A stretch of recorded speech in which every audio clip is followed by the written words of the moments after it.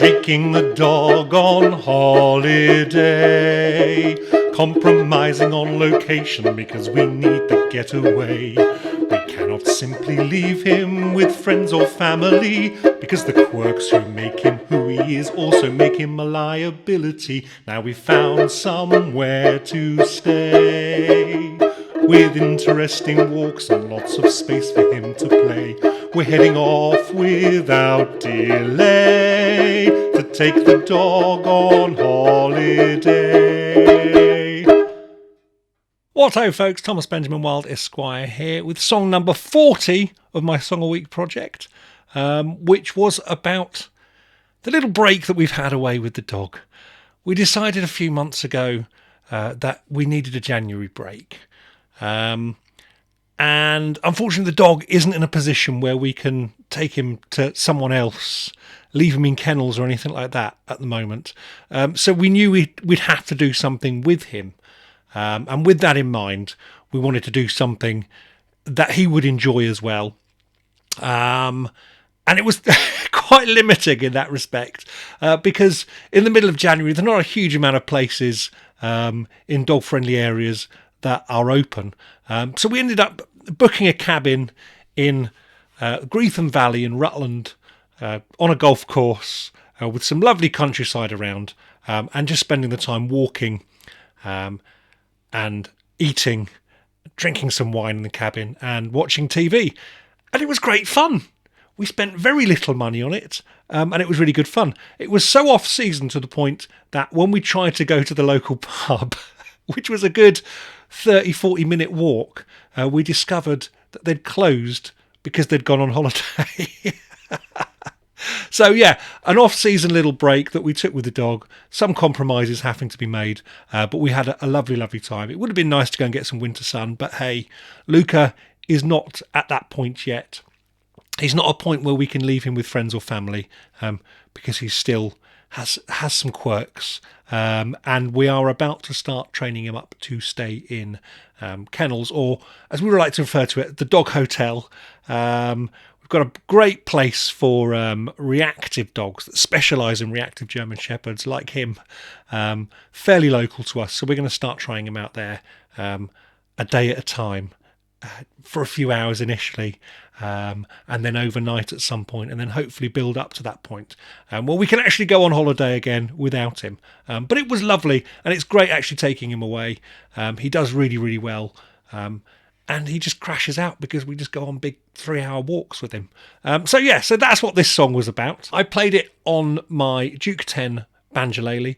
If you're interested in getting hold of one of these, you can follow the link in the description where you can get some money off on it as well by clicking through on my pages.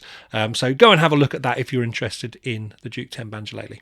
In terms of comments bingo, which I discussed last week on the video that was about feeling old, a song about talking to younger people, I pointed out the fact that I'd said Gen Beta rather than Beta, and that I might get some comments from my American audience. That was the case. Some people have very friendly pointed out that they didn't realise that we pronounced it differently. The thing I failed to think of was how many people would hear my age and consider me to still be very young, which is very flattering.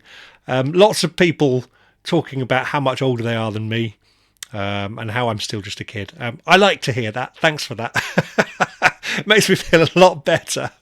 But also some comments from much younger people also feeling the same way. So I don't think it's a particularly a thing that is an older person thing. I think as long as there's younger people than you who don't necessarily pick up the references that you're giving, whether you're 19 or 90, there's always going to be people younger than you who are going to make you feel old, and always people older than you that are going to make you feel young. So I think that's very nice.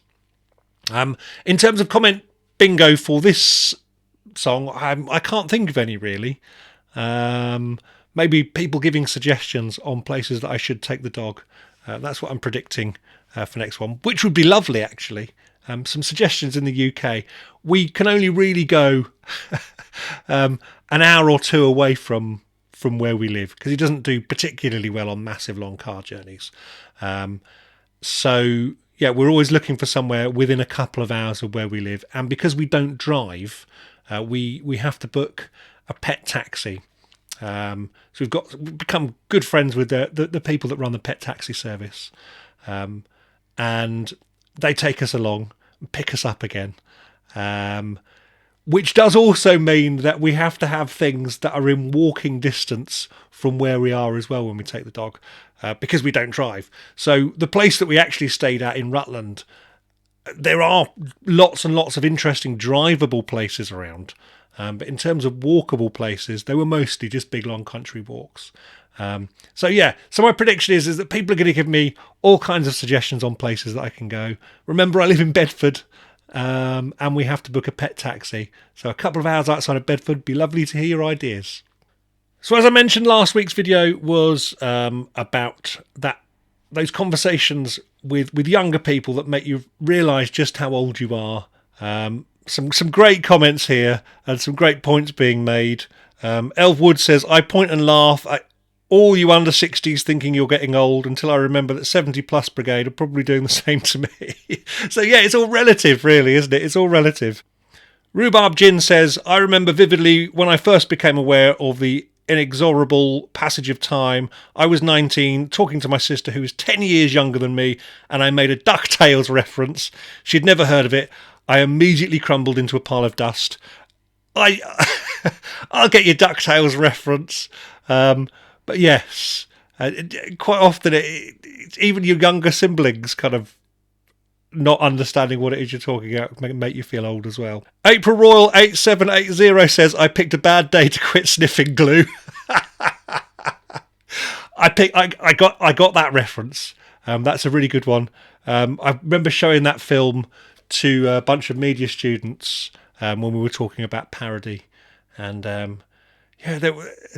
there were some moments in Airplane that perhaps aren't that appropriate anymore. Still a classic, but yeah, it doesn't particularly stand the test of time, particularly when you're showing it to teenagers. So Raider Sav Harkonnen says, kids, look at my shirt. It's a DeLorean. Yes, from GTA 5. Yes.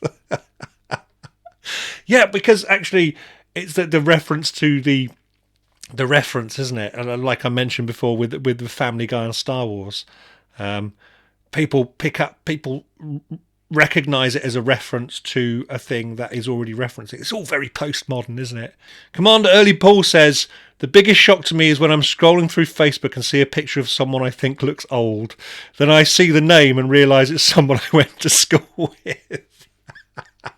No, I realise that as well. Or looking at a celebrity that you think, they must be quite old, and realising when you look them up on IMDb and you realise that they're younger than you. Yeah. Zardwark says, just tell me who the fuck needs an AI fridge. Exactly. Apparently it tells you when you need to buy shopping and can automatically do your shopping for you, which I find a bit weird, to be quite honest. I fell over in Covent Garden last week and it still hurts to walk downstairs. On the bright side, as dementia sets in, my attention span will catch up with the 20-year-olds. Now, here's the question. Are you old enough for it to be falling over, or did you have a fall? Because it was pointed out, I seem to remember on a RuPaul episode a little while ago, that there is a difference. You get to a certain age, and falling over becomes having a fall, and there is a distinct difference with that. So yes, that's when you know. I fell over at the train station a few months ago, probably about a year ago actually. I tripped down the stairs. I expect when I trip over for people to laugh, that to be the reaction. But people came running over to help. And I just wanted to shout at them, get off of me, I'm not that old. But yes, it's when people are concerned rather than finding it funny when you're falling over as well. Marie MG7ZP says, 0 internet through university. Do you know what? Same. I think I'm probably the last generation, or the last kind of year group of students who didn't use the internet for university, because I didn't really understand how to do stuff on it. And I found it easier looking in books because I understood that. But also I hand wrote all but one of my essays at university as well because I was absolutely awful at typing. So probably the last group of people that was able to do that. I had to write my big dissertation at the end of it all. I had to type that up, and that took me absolutely days to type up with one finger. But yes, I didn't really know how to use the internet or to search stuff properly on the internet, so I resorted to using books. Not that I was particularly good at that either, but no, I feel you there. So thank you very much for all the comments and questions. Do keep them coming. It makes these videos far more interesting. Another reminder of the shows that I've got coming up over the next couple of months. On Tuesday the 28th of January, I will be down in Brighton at the Comedia for Joe Black's Klein's Cabaret. It'll be a cabaret set, a couple of 10-minute sets there with lots of other fantastic acts. It'd be great to see you there. On Friday the 31st of January, I will be at the Water Rats in London with Gertcha, the Chaz and Dave covers band, and Mr. B, the Gentleman Rhymer. That was great fun the last time we did it. It'd be great to see you there. It's going to be a raucous one, that one, and so we should have a lot of fun. On Saturday, the 8th of February, I'm going to be doing a free show in Folkestone at the Old Cigar and Olive. I've not been to Folkestone before, so it would be lovely to see you there. Do come along to that if you're in the Folkestone area. And then on 22nd of February, Saturday the 22nd of February, I will be in Devizes at the Wharf Theatre with my band, The Fancy Chaps. It'd be great to see you at any of those shows. If you'd like to see these videos before anybody else, as well as access a plethora of other exclusive content, you can join my Patreon community for as little as £3 a month. Details of that are below in the description. That's it from me for this week. Thank you very much for watching. Until next time, stay safe and toodle pip.